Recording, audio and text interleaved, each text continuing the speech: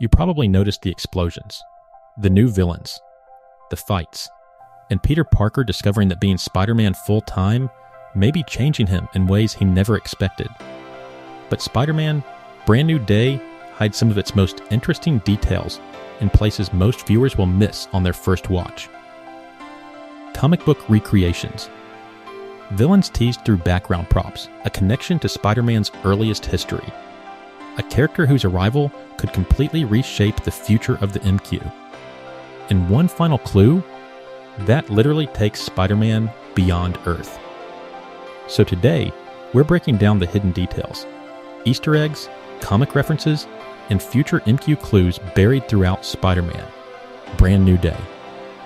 And some of them are much more important than they first appear. Peter Parker really has started a brand new life. The title Brand New Day isn't just marketing. 4 years have passed since No Way Home, and Peter is now living completely alone. The world still knows Spider-Man, but nobody remembers Peter Parker's connection to him. Marvel describes this version of Peter as someone who has devoted himself to crime fighting full-time. That changes the meaning of Spider-Man. In the previous trilogy, Peter constantly struggled to balance two lives: student, friend, nephew, and superhero. Now, almost all of that is gone. There's very little Peter Parker left outside the mask. And that's why the movie's strange physical changes are so important. Peter isn't simply becoming a stronger Spider-Man. His identity is becoming consumed by Spider-Man. The transformation works as both a superhero mystery and a metaphor. What happens when the role you perform becomes your entire life? The new suit contains Spider-Man History 1 of the first Easter eggs isn't hidden in the background. Peter is wearing it. The new suit deliberately pulls Spider-Man back toward a more classic visual identity. But several moments also connect this Peter to the wider history of the character. Most importantly, the movie repeatedly recreates famous comic book imagery. One shot of Spider-Man swinging through the city while carrying another person directly references Amazing Fantasy 15, the 1962 comic where Spider-Man first appeared. Marvel itself has highlighted the film's use of classic comic book references, while the trailer imagery was widely identified as recreating that historic cover. That's more than fan service. Peter has lost almost everything, so visually returning him to Spider-Man's beginning makes perfect sense. This really is a new beginning, but one built on more than 60 years of Spider-Man history. And Amazing Fantasy 15 isn't the only comic recreation. Watch the action sequences carefully. The filmmakers repeatedly compose shots that resemble classic Spider-Man covers. Another sequence involving a masked opponent on a boat echoes the Amazing Spider-Man 134, the issue associated with Tarantula's debut. Marvel's own comic guide to the movie specifically calls attention to that issue and other comic references connected to the film. This tells us something about director Destin Daniel Cretton's approach. Instead of merely adapting comic characters, the movie occasionally tries to make a moving comic book, freeze certain frames, and they can almost become covers themselves. For longtime Spider-Man readers, those compositions reward recognition without interrupting the story for everyone else. Scorpion is one of the longest MPU payoffs. Matt Gargan first appeared all the way back in Spider-Man: Homecoming. That movie left him angry, scarred, and interested in Peter's identity. And then, nothing. For years. Now Michael Mando finally returns as Scorpion, paying off a storyline that had been sitting unresolved since 2017. The film's return of Scorpion has also reopened discussion of Gargan's comic history, including the fact that he eventually becomes a host for the Venom symbiote in the comics. Mando has described what audiences see here as only an early stage of the character's potential. That does not confirm Venom is next, but it makes Scorpion worth watching very closely. Because Marvel now has a villain who already possesses two major identities in Spider-Man history. Peter's conversation with Bruce Banner hides villains everywhere. One of the coolest Easter eggs is so small that many viewers probably couldn't read it in theaters. During Peter's interaction with Bruce Banner concerning his changing biology, production design details include stickers referencing characters such as Venom, Green Goblin, The Spot, and Morbius, along with an Ultimate Spider-Man logo.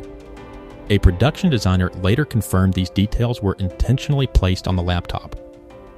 Now, don't interpret every sticker as a future movie confirmation. They're Easter eggs. But the selection is interesting. Venom represents biological transformation. Morbius represents altered biology. The Spot represents impossible physical phenomena. And Green Goblin remains one of Peter Parker's defining enemies. Placed around a conversation about Peter's changing body, those references feel especially appropriate, even if none becomes a direct setup. Jean Grey changes everything. Then we reach the movie's biggest surprise. Sadie Sink is playing Jean Grey. That is no longer fan speculation.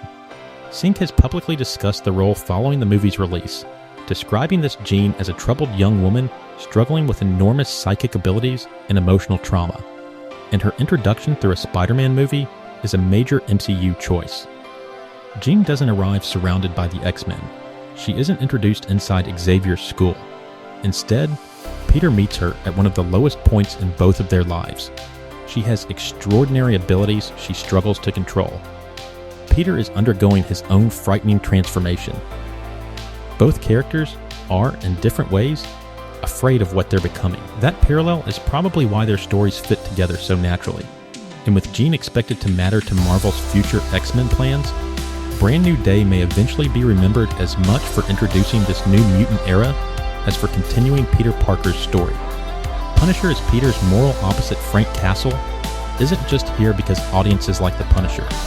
He serves an important purpose. Peter believes people can still be saved. Frank believes some threats need to be permanently eliminated. That difference becomes especially important around Jean. When Peter eventually sees her as a frightened person rather than simply a dangerous enemy, Frank continues seeing the threat. The ending takes this conflict to its extreme when Peter puts himself between Jean and Punisher's shot. It's classic Spider-Man. Peter doesn't win because he hits harder. He wins by refusing to let someone die, even someone everyone else is afraid of. The ending quietly brings Peter back to people. The hospital sequence matters more than it initially appears. Peter began this movie alone. Nobody remembers Peter Parker. He has essentially replaced his human life with Spider-Man. But after almost dying, people gather outside the hospital to support Spider-Man, and among them is a young child dressed like the hero. Peter quietly returns the child's web-shooting gesture before disappearing into the crowd. That moment is small, but emotionally, it's enormous. Peter may have lost everyone who knew his name, but Spider-Man still means something to people. He isn't invisible. He isn't completely alone, and perhaps being remembered isn't the same thing as being loved. Now let's talk about that post-credit scene. This is where things get weird. Ned has developed a Spider-Man tracking application. Normally, it maps sightings around New York. But during the post-credit scene, the tracker suddenly identifies Spider-Man somewhere it absolutely shouldn't. Space? The scene ends without explaining who or what it detected. And there are several possibilities. Maybe Peter himself eventually leaves Earth. Maybe the tracker has detected another Spider-Person. Maybe we're heading toward a cosmic Spider-Man storyline. Or perhaps this connects to the larger multiversal events surrounding future Avengers films. But right now, anything beyond the location itself is speculation. And that's exactly why the scene works. It gives us a question without giving us enough information to solve it. The biggest hidden detail may be the movie's theme. After all the villains, references, mutants, and Easter eggs, the most important hidden idea in Brand New Day may be surprisingly simple. Peter spends the movie becoming more powerful, while becoming less connected to ordinary life. His body changes, his abilities evolve, his enemies become more dangerous.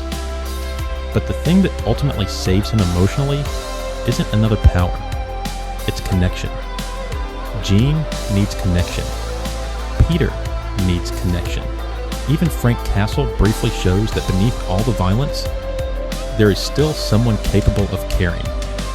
And that brings Spider-Man back to the idea that has always made the character work.